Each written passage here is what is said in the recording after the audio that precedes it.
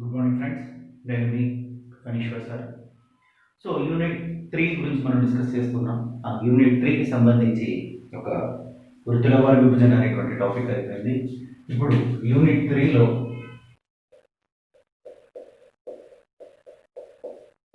జనాభా అనేటువంటి topic discuss చేస్తున్నాం. సో ఇది ఏపీపీఎస్సికి సంబంధించినటువంటి సిలబస్లో ఉంటుంది.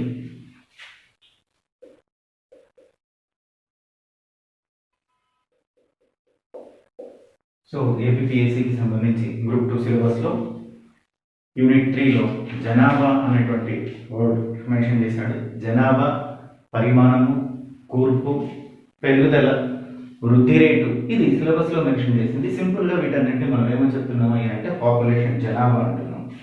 మరి ఫస్ట్ దేని గురించి అయితే తెలుసుకుంటున్నామో దాని యొక్క నిర్వచనం మనకు చాలా ఇంపార్టెంట్. మరి జనాభా అంటే ఏంటి? జనాభాకు ఏదైనా నిర్వచనం ఉందా? జనాభాను ఎట్లా నిర్వచిస్తున్నారు? జనాభా అంటే మీనింగ్ ఏంటయ్యా అంటే ఒక నిర్దిష్ట ప్రాంతంలో స్థిర నివాసం ఉండేటువంటి ప్రజల సమూహాన్ని జనాభా అంటున్నారు. ఒక నిర్దిష్ట ప్రాంతంలో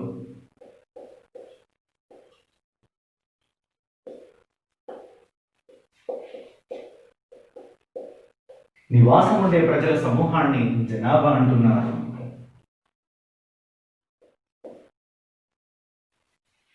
నివాసము ఉండే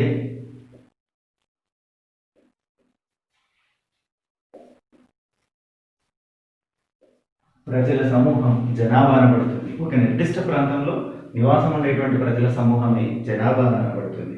ఫర్ ఎగ్జాంపుల్, భారతదేశము అనేటువంటి నిర్దిష్టమైనటువంటి భూభాగము, ఆ నిర్దిష్టమైనటువంటి భూభాగంలో నివసించేటువంటి ప్రజల యొక్క సమూహము భారత జనాభా అవుతుంది, భారత జనాభాగా పిలువబడుతుంది.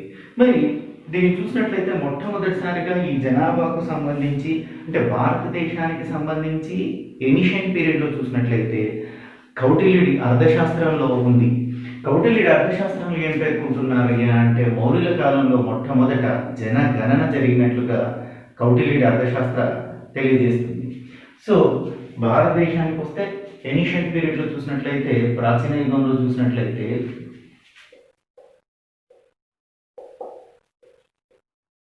కౌటిల్యుడి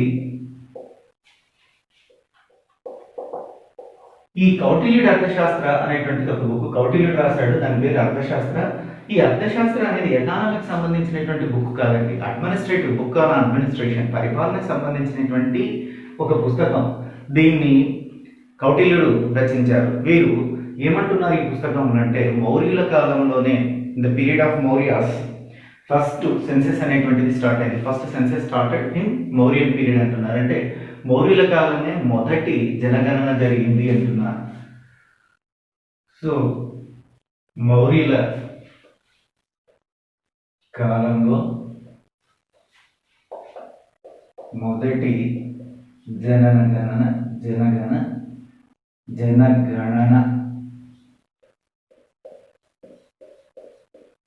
జరిగింది. ఎవరి ప్రకారము?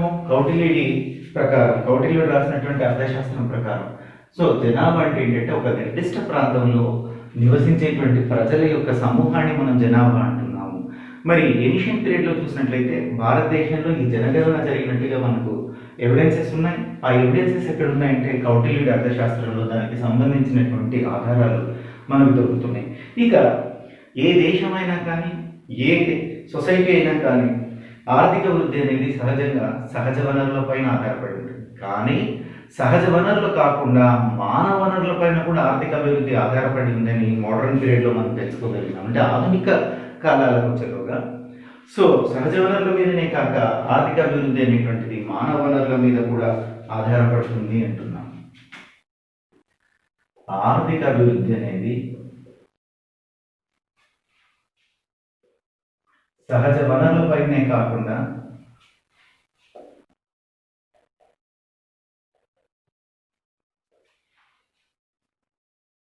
మానవ వనరులపైన కూడా ఆధారపడుతుంది.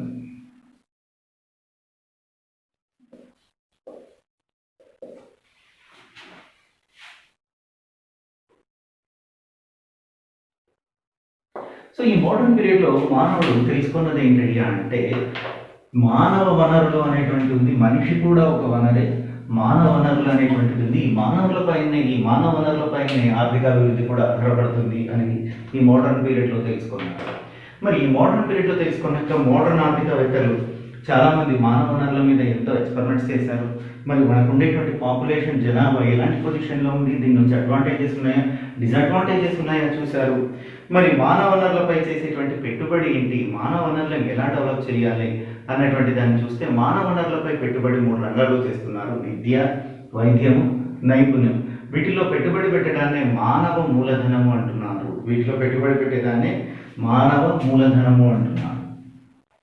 సో మానవ వనరులపై చేసేటువంటి పెట్టుబడి చూద్దాం.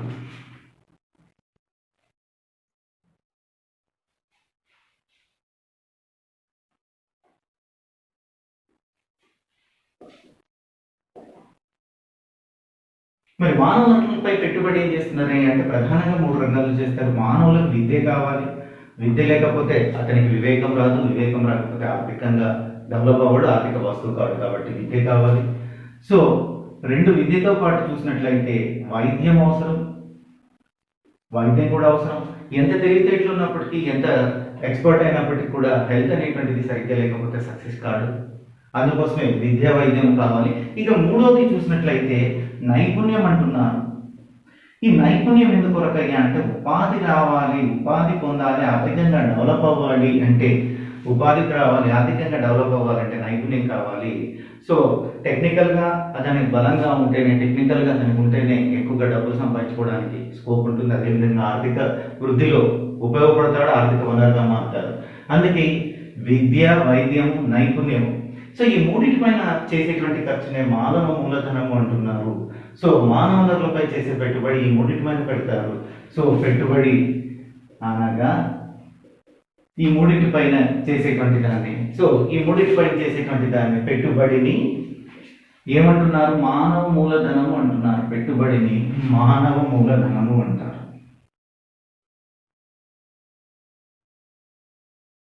ఇది ఏ దేశానికైనా అవసరం. ఏ దేశమైనా అభివృద్ధి చెందాలంటే మానవ మూలధనం అవసరము. కొంచెం మానవ పెట్టుబడి అని చెప్పినారైతే మానవ మూలధనం అనేటువంటి చెప్పినారు.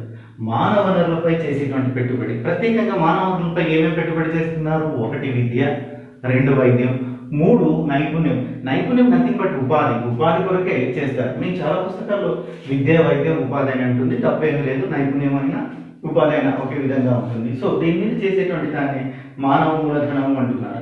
ఇక ఈ జనాభాకు సంబంధించి ప్రపంచంలో గొప్ప గొప్ప ఆర్థికవేత్తలు ఒక విధమైనటువంటి అభిప్రాయాన్ని ఎక్స్ప్రెస్ చేశారు. ఆ అభిప్రాయాల మీద మనకు ప్రశ్న అడిగేటువంటి అవకాశం ఉంది. ఫస్ట్ డాక్టర్ టిఆర్ మాల్థోస్ ఏమన్నారో చూద్దాం. టిఆర్ మాల్థోస్, మీరేమంటారయ్యా టిఆర్ మాల్థోస్ అంటే? పుట్టే ప్రతి బిడ్డ ఆర్థిక నరకాన్ని పెంపొందిస్తాడు అంటాడు. మాల్థోస్ ప్రకారం చూసినట్లయితే పుట్టే ప్రతి బిడ్డ కూడా ఆర్థిక నరకాన్ని పెంపొందించే విధంగా ఉంటాడు. పుట్టే ప్రతి బిడ్డ ఆర్థిక నరకాన్ని పెంపొందిస్తాడు.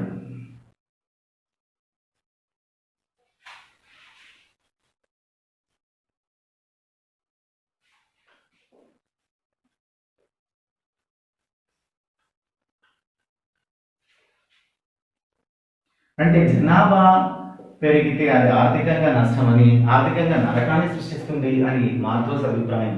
సో టిఆర్ఎస్ మాల్థోస్ ఏమంటున్నారయ్యా అంటే పుట్టే ప్రతి బిడ్డ కూడా ఆర్థిక నరకాన్ని సృష్టిస్తుంది. పుట్టే ప్రతి బిడ్డ ఆర్థిక నరకాన్ని సృష్టిస్తుంది. ఇక ఎడ్విన్ కానన్ అనే ఇంకో వారు ఉన్నారు. ఈ ఎడ్విన్ కానన్ మాల్థోస్ పూర్తిగా భిన్నంగా చెప్తున్నాడు. భూమిపై పుట్టే ప్రతి బిడ్డ ఆర్థిక అభివృద్ధికి తోడ్పడుతుంది అంటున్నారు. భూమిపై పుట్టే ప్రతి బిడ్డ ఆర్థిక అభివృద్ధికి తోడ్పడుతుంది.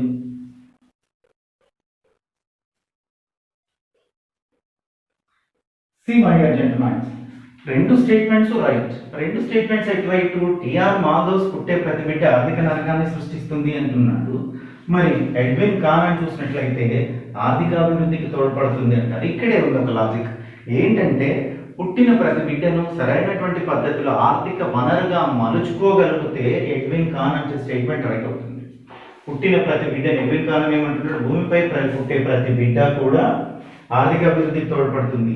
సో ఆర్థిక వనరుగా మనం మార్చుకోవాలి. ఆర్థిక వనరుగా మార్చుకోవాలంటే ఏంటి? విద్యా వైద్యం నైపుణ్యాన్ని అందించాలి. విద్యా వైద్యం ఉపాధి అందితే ఆ బిడ్డ ఆర్థికంగా అభివృద్ధికి తోడ్పడతారంట. అవి అందకపోతే మాల్దోస్ రవి పుట్టే ప్రతి బిడ్డ కూడా ఆర్థిక నరకాన్ని సూచిస్తుంది. పుట్టే ప్రతి బిడ్డ ఆర్థిక నరకాన్ని సృష్టిస్తుంది అని చెప్తున్నారు. ఈ రెండు స్టేట్మెంట్స్ రైట్. సో మరి ఈ విధంగా కాకుండా మాలిని బాలసింగం అని ఇంకో ఆర్థికవేత్త ఉన్నారు. ఇవి ఏమంటారయ్యా అంటే, మాలిని బాలసింగం అనేటువంటి పుట్టే ప్రతి బిడ్డ కూడా తల్లిదండ్రులు కావచ్చు, కుటుంబంలో కావచ్చు ఆనందదాయకం. కుటుంబంలో ప్రతి జననం కూడా శుభ ఘడియలనే సూచిస్తుంది. కానీ ఇది అధిగమిస్తే, ఈ జననాలు అధికమైతే అది కుటుంబానికి మంచిది కాదు, దేశానికి మంచిది కాదు. చూద్దాం మాలిని బాలసింగం ఏమంటున్నారు.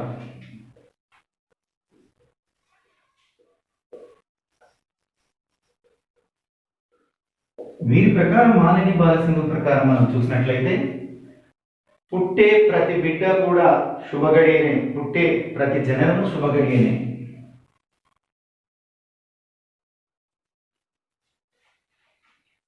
ప్రతి జననము శుభగడియే. కానీ జనాభా అధికమైతే అది కుటుంబానికి మంచిది కాదు, దేశానికి మంచిది కాదు. కానీ జనాభా అధికమైతే అది కుటుంబానికి మంచిది కాదు,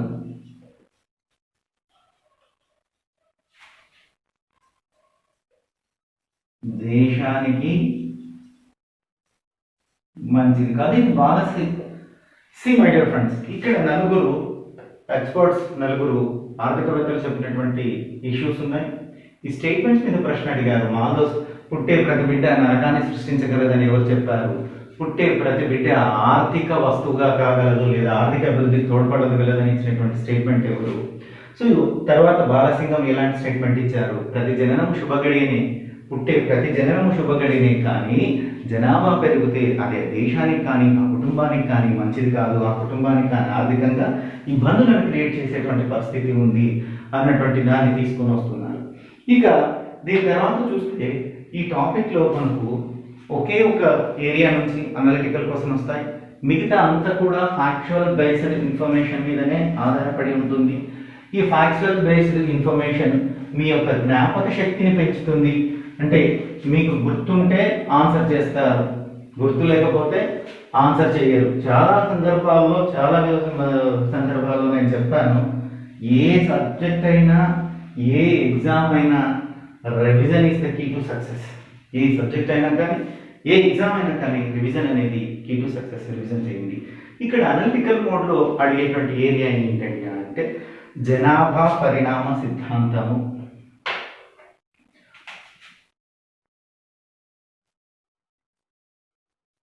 జనాభా పరిణామ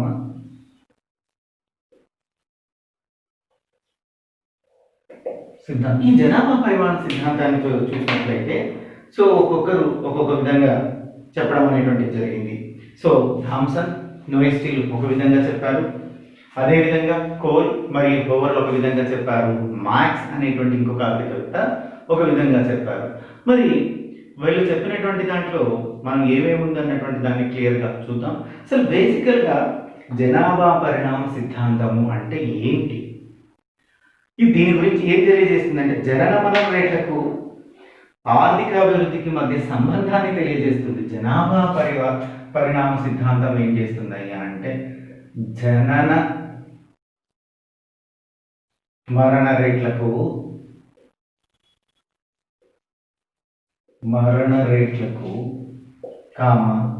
ఆర్థిక అభివృద్ధికి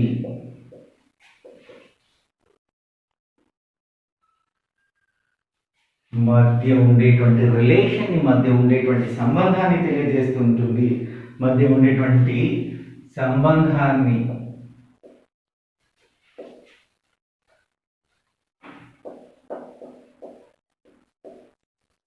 సంబంధాన్ని తెలియజేయును. సో జనన మరణ రేట్లకు ఆర్థిక అభివృద్ధికి మధ్య ఉండేటువంటి సంబంధాన్ని తెలియజేసినటువంటి దాన్ని జనాభా పరిణామ సిద్ధాంతము అంటున్నారు. సో వన్స్ అగైన్ జనాభా పరిణామ సిద్ధాంతం అంటే ఏంటయ్యా అంటే జనన మరణ రేట్లకు ఆర్థిక అభివృద్ధికి మధ్య సంబంధాన్ని తెలియజేసేటువంటిదే. జనన రేటుకు మరణ రేటుకు ఈ రెండు జననం మరణం ఎట్లుంటే ఆర్థిక వ్యవస్థ బాగుపడుతుందా లేదా పెరుగుతుందా తగ్గుతుందా అన్నటువంటి రిలేషన్ ఈ రెండింటికి మధ్య సంబంధాన్ని, సో జనన మరణ రేటు ఆర్థిక వృద్ధి ఈ రెండింటి కల రిలేషన్ని తెలియజేయడాన్ని మనం ఏమని చెప్తున్నాం, జనాభా పరిణామ సిద్ధాంతము అని చెప్తున్నాం. మరి ఈ జనాభా పరిణామ సిద్ధాంతాన్ని చూసినట్లయితే జనన మరణ రేట్లకు ఆర్థిక అభివృద్ధికి మధ్య ఉండేటువంటి వ్యత్యాసాన్ని సంబంధాన్ని జనాభా పరిణామ సిద్ధాంతం అని మొదటగా చెప్పినటువంటి వారు ఎవరయ్యా అంటే థామ్సన్ నోయిస్టింగ్.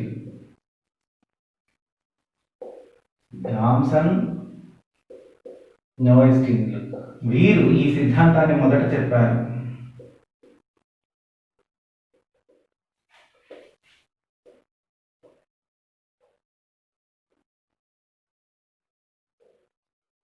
ఎవరు వీరు?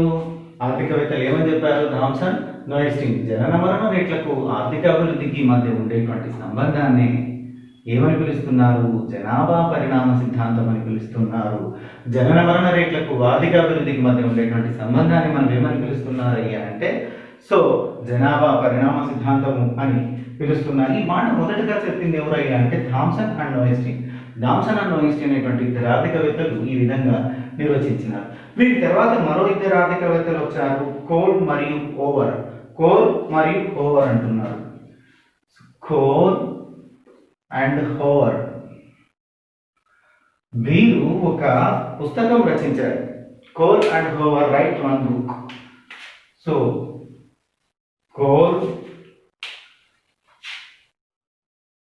మరియు హోవర్, సో వీళ్ళు రాసినటువంటి బుక్ ఏంటయ్యా అంటే economic development in low income country. Economic development in low income countries అనేటువంటి ఒక పుస్తకంలో రాస్తూ ఈ పుస్తకంలో జనాభా పరిణామ సిద్ధాంతం గురించి చర్చించారు. ఈ జనాభా పరిణామ సిద్ధాంతం వీరి ప్రకారం చూస్తే ప్రతి దేశంలో 3 స్టేజెస్లో ఉంటుంది జనాభా అనేటువంటి పరివర్తన అనేటువంటిది, జనాభా పరిణామం అనేటువంటిది. చూద్దాం. కోల్ అండ్ హోవర్ అనేటువంటి వాడు ఏం చేశారయ్యా అంటే ఒక బుక్ రాశారు, economic development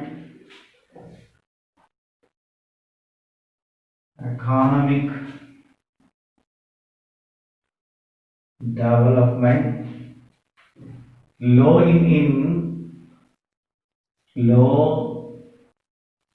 income countries. So వీరు రాసినటువంటి పుస్తకం ఏంటయ్యా అంటే economic development in low income countries అంటున్నారు. Economic development in low income countries అని చెప్తున్నారు. ఈ పుస్తకంలో వీరు రచించింది ఏంటయ్యా, ఈ పుస్తకంలో వీరు తెలియజేసింది చేసింది ఏంటయ్యా అంటే ఈ జనాభా పరిణామ సిద్ధాంతం గురించి పేర్కొన్నారు. సో పరిణామ సిద్ధాంతం గురించి చర్చించారు.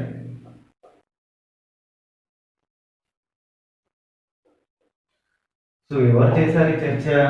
సో కోల్ అండ్ హోవర్ ఏం చేశారు? Economic development in low income countries, economic development in low income countries అని చేశారు. జనాభా పరిణామ సిద్ధాంతం గురించి వీళ్ళు డిస్కస్ చేయడం అనేటువంటిది జరిగింది.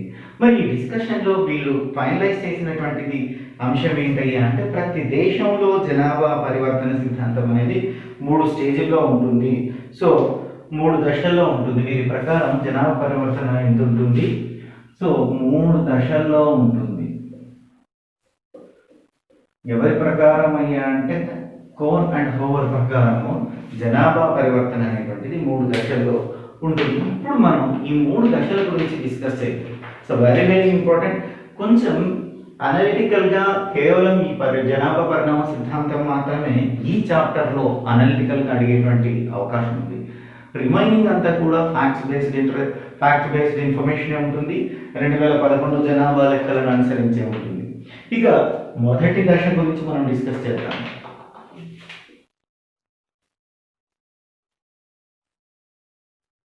ఇది ఎవరి అనుసరించి దశలు మనం డిస్కస్ చేస్తున్నామయ్యా అంటే Cole and Hoover. Cole and Hoover ఈ 3 దశల గురించి ఎక్కడ చర్చించారయ్యా అంటే economic development in low income countries అనేటువంటి చాప్టర్లో డిస్కస్ చేయడం అనేటువంటి జరిగింది. ఇక్కడ ఏం చేస్తున్నారు, జనాభా పరిణామ సిద్ధాంతం గురించి చర్చిస్తున్నారు. ఆ జనాభా పరిణామ సిద్ధాంతంలో చర్చలోనే భాగంగా ప్రతి దేశంలో 3 దశల్లో ఉంటుంది ఈ జనాభా పరిణామం అనేటువంటిది. ప్రతి దేశంలో 3 దశలుగా ఉంటుంది. ఇక మొదటి దశ చూస్తే 1921 సంవత్సరానికి 1921 సంవత్సరానికి పూర్వం భారతదేశంలో ఉండేది. పూర్వం భారత్లో ఉండేది. సి మై డియర్ ఫ్రెండ్స్, ఈ 1921 సంవత్సరాన్ని గ్రేట్ డివైడింగ్ ఇయర్ అంటారు, అంటే గొప్ప విభాజక సంవత్సరం అంటారు. సో ఇక యూజువల్ గా చేసినప్పుడు అయితే ఈ 1921లో కొంత మనకు జనాభా తగ్గినట్టు కనపడుతుంది. ఆ తర్వాత ఎప్పుడు కూడా జనాభా తగ్గలేదు. అంటే 1921 నుంచి జనాభా పెరుగుతూనే పోతుంది.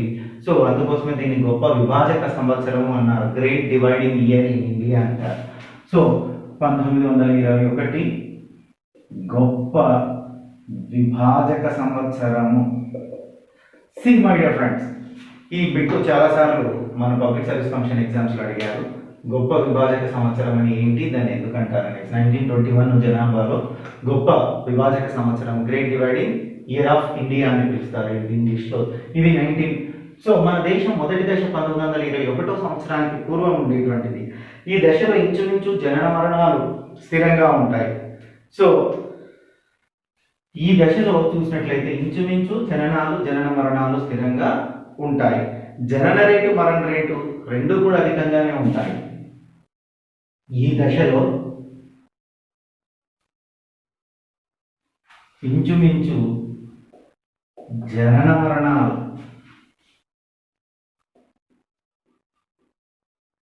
స్థిరంగా ఉంటాయి.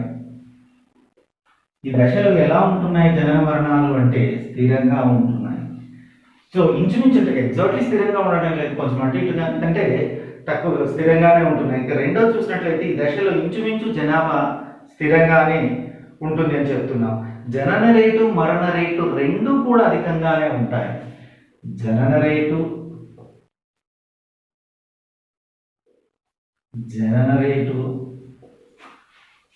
మరణ రేటు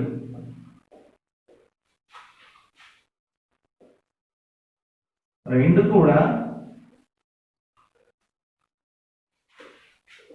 అధికంగానే ఉంటాయి.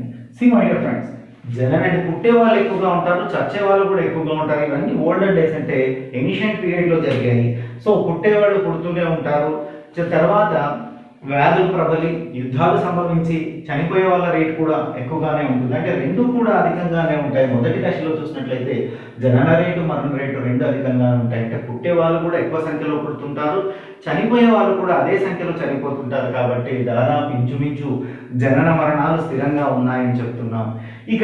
ఇక్కడ మనం డిస్కస్ చేస్తే ఎందుకు అలా జరుగుతుందంటే ఆ రోజుల్లో ఫ్యామిలీ ప్లానింగ్ మీద అవగాహన తక్కువగా ఉండడం వల్ల జనాభా పెరుగుతూ వచ్చిందంటే జనాలను పుడుతూనే ఉన్నారు. అదేవిధంగా యుద్ధాలు, వ్యాధులు, సరైనటువంటి వైద్య సదుపాయాలు లేక మరణాలు